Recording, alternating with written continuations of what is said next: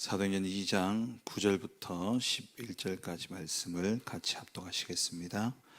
우리는 바데인과 메데인과 엘람인과 또 메소포타미아, 유대와 갑바도기아, 본도와 아시아, 부르기아와 밤빌리아, 애굽과 및 구레네에 가까운 리비아, 여러 지방에 사는 사람들과 로마로부터 온 나그네 곧 유대인과 유대교에 들어온 사람들과 그레데인과 아라비아인들이라 우리가 다 우리의 각 언어로 하나님의 큰 일을 말함을 듣는도다 하고. 아멘. 이방인의 뜰과 산업인이라는 제목입니다. 우리가 정말 시대 보는 눈이 열려야 됩니다. 시대 보는 눈이 열려지지 않으면 우리가 지난 후에 후회가 되어지고 또 후회를 남기게 되고, 그리고 또 우리 후대들로부터 원망을 듣게 되어질 수 있습니다. 이 강대국을 보면은 되게 강하게 힘이 있고 앞서가는 것처럼 보여지지만 이들이 거의 다 잘못된 그런 선진국입니다. 강대국들이 하는 일이 뭡니까? 강탈하고 또 심지어는 전쟁을 일으켜서 더 많은 것들을 가져가고 또 노예로 만들고 이게 선진국들이 하는 일, 강대국들이 하는 일들이었죠. 이런 가운데 이 강대국들은 어떻게든 237을 향해서 세계를 향해서 그렇게 나아갑니다마는 여기에 반해서 이 유대인들은 시대에 뒤떨어져 있습니다. 시대에 뒤처져 있어서 선민의식에 딱 사로잡혀 가지고 다른 민족들과 교류하는 것들, 또 다른 민족에게 나가는 것들, 이런 것들을 딱 막아서고 있죠. 그 예가 요나입니다. 요나가 하나님이 니느웨에 가서 복음 전하라는 이 말씀 명령을 들었음에도 불구하고 이 니느웨가 아수르의 수도입니다. 그 당시에 이스라엘을 괴롭히고 또 이스라엘을 멸망 가운데 몰고 갈 그 나라의 수도에 가서 하나님이 복음 전하라니까 이 요나가 기분이 안 좋죠. 자기의 생각과 다른 겁니다. 그래서 여호와의 낯을 피해 가지고 다시스로 도망하게 되어지죠. 그게 요나를 보여주지만, 요나 한 사람 이야기지만 요나 한 사람의 이야기가 아니라 결국 유대인 이스라엘 전체를 이야기하는 거예요. 이 이스라엘이 하나님이 주신 이 축복, 너로 말미암아 열방이 복을 얻게 하겠다, 이 약속의 말씀을 받았음에도 불구하고 열방으로 가지 않고 자기들만, 우리들만 그렇게 하니까 하나님이 아수르 이 강대국을 통해서 완전히 재앙을 가져다 주신 것이죠.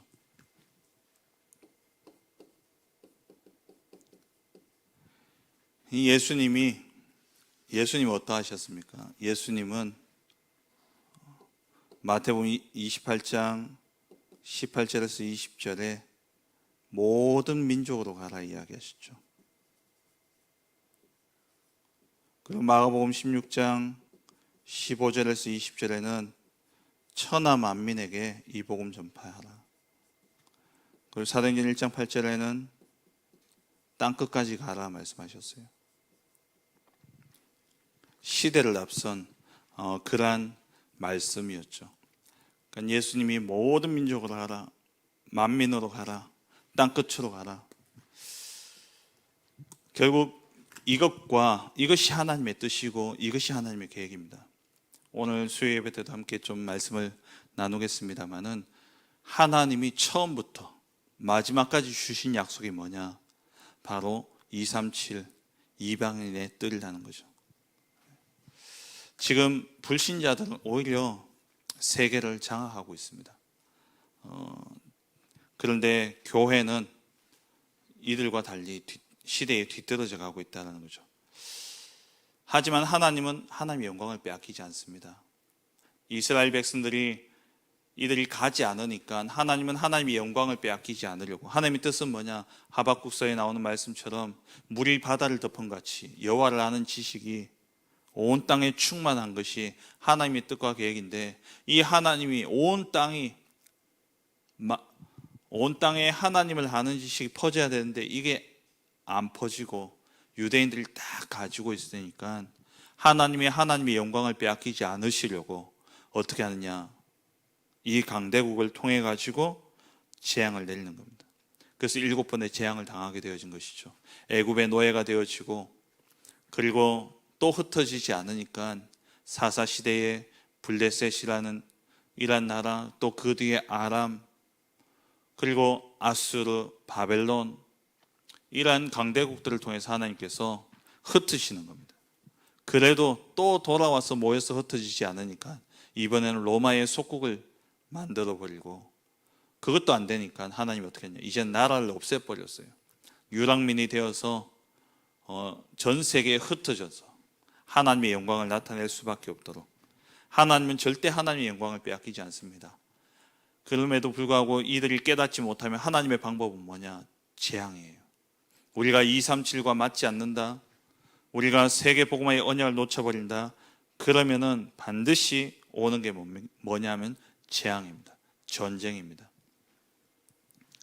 우리가 하나님과 방향이 맞는다면 하나님의 응답을 받는 것이고, 우리가 하나님의 계획이 나의 계획이 되어진다면 하나님의 절대 응답이 임하는 겁니다. 하나님이 원하시는 그 내용과 내가 맞다면 우리 산업인들에게는 하나님 빛의 경제를 쏟아 부어 주실 것입니다. 그래서 우리가 놓치지 말아야 될 것이 뭐냐? 이 이방인의 뜰이에요. 교회, 이거는 그렇다면 237로 나가기 전에 먼저 교회 안에 이 뜰이 준비되어져 있어야 됩니다. 선교보다 더 중요한 것이 뭐냐면은 이 237의 사람들이 와서 제자로 세워질 수 있는 교회 안의 시스템, 이것이 중요합니다. 사실 선교사님보다 더 중요한 사람이 누구겠습니까? 현지의 제자들입니다. 그 한 사람이 선교사님보다 더 중요하다는 거예요. 그리고 그 나라에 자라고 있는 렘넌트들입니다. 또 가까이는 와 있는 다민족이고, 이 와 있는 다민족 한 사람이 진짜 복음 듣고 돌아간다면 그 한 사람을 통해서 한 나라가 살아나는 역사가 일어나죠. 성경의 역사를 보면 에티오피아 내시고, 또 우리 단체의 응답을 본다면은 우리 방글라데시의 살람 목사님 같은 분들, 또 예전에 임마누엘 서울교회에, 지금은 잘 모르겠습니다만 예전에 그 페루 남미 사람들이 와가지고 자기들이 만든 이런 팔찌나 이런 것들을 많이 서울에 팔았어요. 가판대 놓고. 근데 그런 사람 중에 한 사람이 복음을 듣고 임마누엘 서울교회에서 양육받고 돌아가서 목사가 되었는데, 그 사람이 지금 페루에서 귀한 사역들을 하고 있어요. 그러니까 선교사님도 중요하지만 선교사님 문화도 다르고 언어도 다르고 가서 적응하고 그 한 나라를 복음하는 데 있어서 오랜 시간이 걸립니다. 근데 와 있는 이 한 사람, 다민족이든 또 TCK든 또 유학생이든 정확한 복음을 받은 이 한 사람이 돌아간다면 한 나라가 살아나는 역사가 일어나는 것이죠. 그래서 교회 안에는 뭐가 있어야 되냐? 이방인의 뜰이 꼭 있어야 됩니다. 올 여름 우리 전교인 수련회를 두고 지난 주일부터 이제 세 가지 뜰 하나씩 살펴보고 있습니다. 오늘 저녁에는 이제 이방인의 뜰 237 뜰에 대해서 함께 살펴볼 텐데, 오늘 말씀하고 이어지는 것이죠. 이 예루살렘 성전을 그렇게 오랜 시간을 들여가지고 아름답고 웅장하게 지었지만 뭐가 없었냐? 이방인의 뜰에서 장사하고 있었던 겁니다. 그래서 예수님이 이 이방인의 뜰이 없으므로 어떻게 하셨습니까? 채찍을 드셨어요. 채찍을 들고 상을 다 엎고 교회를 청소하셨죠. 이방인의 뜰이 없으면 결국에는 어떻게 되어졌냐? 예루살렘 성전이 파괴되어지는데 돌 위에 돌 하나도 남지 않고 무너지리라 말씀하셨죠. 그 말씀대로 예루살렘 성전이 돌 위에 돌 하나도 남지 않고 싹 무너지고 지금 그 자리에 뭐가 서 있습니까? 모슬렘의 모스크가 서 있어요. 이것을 빼앗으려고 중세시대에 아이들까지 앞장 세워가지고 십자군 전쟁을 일으켜서 열 몇 번에 걸쳐서 가지고 몇백 년 동안 지속해서 그것을 빼앗으려고 했지만 실패했습니다. 하나님이 허락지 않는 겁니다. 이방인의 뜰이 준비되어지지 않는다면 이런 재앙이 임하게 되어지는 것이죠. 결국 그 민족은 어떻게 되어졌냐? 흩어지지 않으니까 하나님이 유랑민으로 만들어서 흩어버린 겁니다. 그렇다면 정말 이 이방인의 뜰 세계 복음화의 방법은 뭡니까? 방법은 진짜 이 이방인의 뜰에 눈이 열린 산업인과 렘넌트들밖에 없습니다. 한 사람만 깨닫는다면 놀라운 역사가 일어나죠. 사도행전 18장 1절 4절에 브리스가 부부, 이 브리스가 부부가 이것을 깨달은 한 사람, 왜냐? 자기가 237잖아요. 로마에서 온 나그네, 이 부부가 국제 결혼한 부부 아닙니까? 남편은 로마 사람과 유대인과 결혼해서 그래서 부부가 되었어요. 그 뭐냐? 그 자녀들은 뭐겠습니까? TCK죠. 이 복음 깨달은 이 한 사람을 통해서 로마 복음화 역사가 일어났어요. 이 사람을 통해서 누가 세워졌냐? 사도행전 18장 24절 28절에 보니까 아볼로라는 렘넌트가 세워졌죠. 아볼로라는 제자가 세워진 겁니다. 결국 이 사람이 어디까지 갔습니까? 로마서 16장 3절에서 4절에 로마 복음화를 위해서 바울과 함께 동력자로서 목을 내어놓을 정도로 그렇게 결단하게 되어졌죠. 한 명의 작은 헌신으로 인해서 전 세계가 살아나는 역사가 일어났습니다. 그래서 우리는 이 이방인의 뜰을 교회 안에 세워야 되는 것이죠. 그렇다면 어떻게 이것이 성취되어지느냐? 많은 사람이 아니라 언약 가진 한 사람입니다. 언약을 성취하는 이 한 사람을 통해서 237이 이 이방인의 뜰이 세워지게 되는 것이죠. 우리 교회 전 성도가 다 같이 하는 것도 맞지만 진짜 이 언약 가진 한 사람이 우리 교회 안에 이방인의 뜰을 두고 정말 기도한다면 그 한 사람을 통해서 교회 안에 이 뜰이 세워지고 정말 이 뜰을 통해서 세계가 살아나는 역사가 일어나게 되어지는 것이죠. 창세기 12장 1절 3절 아브라함 한 사람으로부터 시작되어졌습니다. 하나님이 아브라함에게 네 씨로 말미암아 너로 말미암아 열방이 복을 얻게 하겠다 이렇게 언약을 줬는데 이 아브라함으로부터 시작해서 누구에게요? 요셉에게 전달되어진 것이죠. 이 언약 가진 요셉을 통해서 애굽이 복음화되어졌습니다. 이 언약이 누구에게요? 또 모세에게 전달되어졌잖아요. 애굽이 살아난 것이죠. 그리고 이 언약이 전달되어져서 한 사람 한나가 이 언약을 잡고 기도했는데 나실인이라는 이 사무엘이 나오면서 또 전 세계가 살아나는 그런 역사가 일어났습니다. 한 사람의 언약 가진 산업인, 정말 237 세계 복음화, 이 언약 가진 한 사람의 기도와 그 한 사람을 통해서 하나님이 어떻게 하느냐? 이방인의 뜰을 이루어 가신다라는 거예요. 그렇다면 누구겠습니까? 나예요. 누구 다른 사람 쳐다볼 것도 없이 하나님, 내가 정말 이 이방인의 뜰에 기초를 놓게 하여 주옵소서. 기도 속에 들어갈 때에 그 언약 잡고 기도하는 한 사람을 통해서 하나님은 237 세계 복음화를 이루어 가시는 것입니다. 오바댜 우상 시대에 오바댜 한 사람을 통해서 결국에는 도단성이 일어나고 그리고 아람까지 살리는 이러한 역사가 일어났죠. 다니엘, 이 언약을 붙잡은 다니엘 세 친구가 뜻을 정하여 나아갔더니 바벨론이 살아났고 페르시아가 살아났습니다.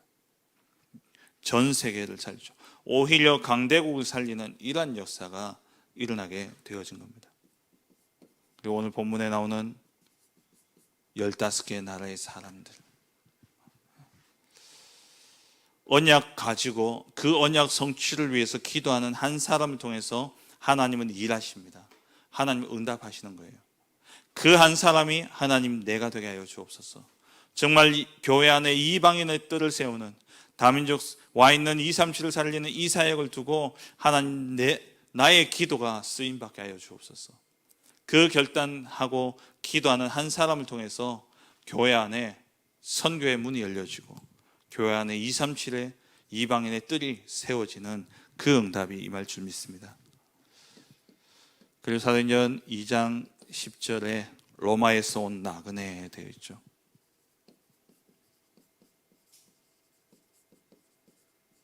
이 언약 가진 한 사람이 정말 기도함으로 교회 안에 이방인의 뜰이 세워진다면 하나님이 어떻게 일하시느냐? 교회 안에 237이 오게 하십니다.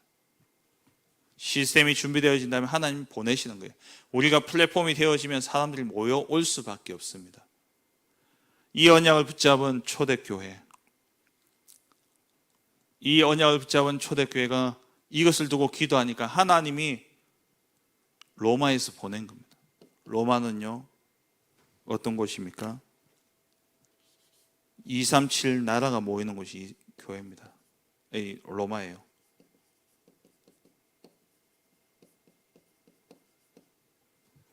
그러니까 한 사람이 왔지만 모르겠어요. 한 사람일지 두 사람일지 로마에서 온 나그네, 여기 보니까 뭐 적어도 두 사람이죠. 유대인과 유대교에 들어온 사람들과, 그러니까 로마에서 온 나그네, 곧 그 나그네가 어떤 사람이냐? 유대인이고 유대교에 들어온 사람들이다. 여러 명이겠죠. 이 소수를 통해서 이 소수가 돌아가서 하나님이 뭘 원하시냐? 237 나라를 살리기를 원하시는 거예요. 그러니까 이 사람들이 여기서 이 로마를 살릴 수 있는, 로마를 움직일 수 있는,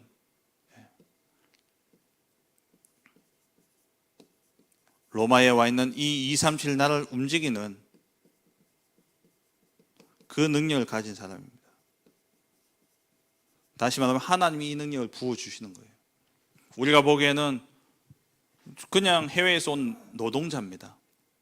근데 이 사람이 복음을 받았는데 방글라데시를 움직일 수 있는 능력이 하나님 부어주시는 거예요. 우리가 만나는 이 한 사람이 결코 하찮거나 별것 아닌 것처럼 보일지 모릅니다만은 정말 언약이 들어가면 그 한 사람을 통해서 한 나라가 살아나는 겁니다. 사람의 수준과 사람의 기준에서 볼 때는 별 사람 아닌 것처럼 보여줄 수 있어요. 그게 누굽니까? 베드로고 그게 12명의 제자들이었습니다. 유대인들이 바라볼 때는 저 지식 없는 것들, 저 갈릴리, 저 어부, 저 무식한 것들 이렇게 보여졌을지 모르지만 237의 언약을 붙잡은 그들을 통해서 하나님은 237을 살렸어요. 우리 이 지역에 와 있는 다민족 노동자들, 또 TCK들, 지금은 정말 별것 아닌 것처럼 보여집니다. 아무 힘이 없는 사람들처럼 보여집니다. 하지만 이 사람들 속에 진짜 복음이 들어간다면 하나님은 그 사람들에게 어떤 능력을 주시냐? 237 나라를 움직일 수 있는 능력을 주시는 거예요. 제가 방글라데시 갔을 때가 벌써 거의 한 8, 9년 됐는데요. 그때 살람 목사님이 방글라데시에 지교회를 5군데, 6군데를 하고 계셨어요. 거기에 많은 사람들이 모입니다. 얼마 전에도 방글라데시에 신학생 예비 신학생들 집중훈련을 했어요. 근데 보니까 한 8, 9명이 모였더라고요. 그러니까 목회자로 내가 그냥 예수 믿은 사람이 아니라 그 모슬렘에서 내가 목사가 되겠다는 것을 생명 내놓는 겁니다. 그런 제자가 8, 9명이 이번에 집중훈련을 받았어요. 신학교 들어가겠다고. 이게 과연 그냥 우리가 봤을 때는 일하러 돈 벌려고 왔는 노동자 아닙니까? 한국 사람들 특히 노동자들 얼마나 우습게 봅니까? 근데 이 사람에게 복음이 들어가고 하나님이 이 사람을 축복하시는데 237 나라를 움직일 수 있는 능력을 부어주시는 거예요. 우리가 이 눈이 열려야 돼요. 한 사람 정말 귀하죠. 이 사람에게 사도행전 2장 17절 18절 성령을 부어주시겠다 약속하신 이 약속이 성취되어지는 것입니다. 정말 237 이방인의 뜰에 언약을 붙잡은 한 사람, 그 한 사람의 언약 잡은 한 사람의 기도를 통해서 하나님이 세계 복음화의 언약을 이루어 가시는 것이죠. 그럼 그 역사를 보세요. 이 로마에서 온 나그네 브릭스가 부부가 반드시 여기에 포함되었거나 아니면 여기에 갔다 온 사람에게 복음을 받은 사람들이죠. 이 사람이 어디 왔냐? 고린도에 오게 되어졌죠. 고린도에 도착하게 되어졌습니다. 그럼 이 고린도까지 오는 여정이 어땠습니까? 그 여정 속에 하나님 행하신 역사를 보세요. 사도행전 13장 1절 4절에 237을 향한 선교사가 파송되어졌어요. 이 사람을 통해서 구브로에 귀신 들린 그 무속인을 끼고 정치하던 사람이 복음받게 되어지죠. 정치인이 복음받고 그 지역이 복음화되어진 역사가 일어났습니다. 이 237의 언약을 붙잡고 흩어지니까 어떤 일이 일어났냐? 사도행전 14장 14절에서 20절에 보니까 루스드라에 TCK 디모데라는 제자가 일어났습니다. 사도행전 16장 6절에서 10절 길이 막혔어요. 아시아로 가려고 했던 길이 막혔는데 하나님이 237을 향해서 어디에 문을 여셨냐? 마게도냐의 문을 여셨죠. 마게도냐의 문을 여니까 거기서 누굴 만나게 되어집니까?